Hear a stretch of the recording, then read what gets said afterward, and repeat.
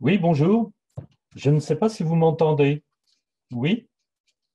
Oui, Bon, je n'ai pas de retour et moi, je ne vous entends pas.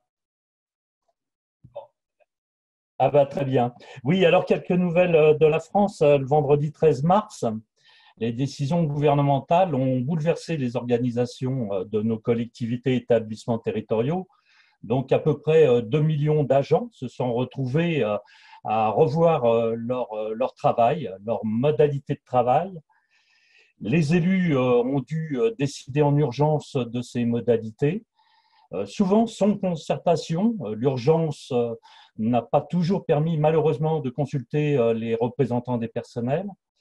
Et les agents, souvent, sont allés en première ligne, mais malheureusement mal équipés, mal protégés, mal informés sur le risque, anxieux pour leur santé, pour la santé de leurs proches et de leurs familles, et se sont très vite retrouvés épuisés par les tâches qu'ils avaient en charge.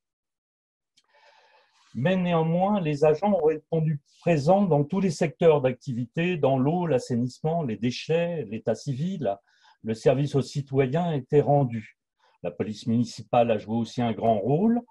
Et à ce titre-là, effectivement, les citoyens ont pu bénéficier d'un service quand même de qualité. Mais ce service de qualité a été rendu en mettant en tension les organisations, ces organisations qui n'étaient pas préparées malgré l'ensemble des crises que nous avions vécues auparavant et qui, du coup, a mis en grande difficulté un certain nombre d'acteurs dans les collectivités.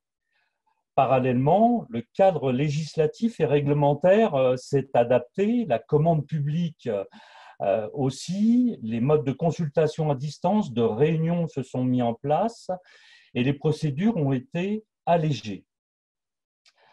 Ça pose quand même la question, pour un grand pays comme la France, de sa capacité à tirer des enseignements des crises passées.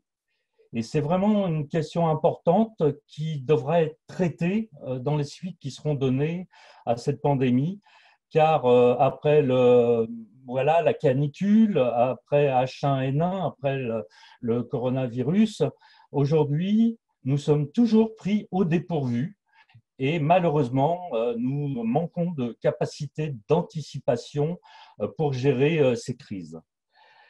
Mais cette crise a permis en fin de compte d'apprendre quand même en mettant en place des organisations qui peuvent devenir pérennes et qui peuvent s'enrichir par en particulier le rôle essentiel que doivent avoir les représentants des personnels, les institutions consultatives et aussi tous les professionnels de la santé. On pourra réaffirmer le rôle des services publics, puisque là, ils ont été effectivement au cœur de la citoyenneté. On pourra réactiver et réinterroger les outils de gestion de crise, les plans de continuité d'activité, les plans de sauvegarde, et surtout, ce qu'il faut, et avec une attention particulière, c'est de sans cesse améliorer les conditions de travail, préserver les collectifs de travail qui ont été malmenés durant cette crise. Et effectivement, pour cela, rendre acteurs les agents et leurs représentants syndicaux à travers un dialogue social et de la négociation, et surtout en temps de crise, puisque malheureusement, en période de crise, souvent les employeurs s'exonèrent du dialogue social. Merci.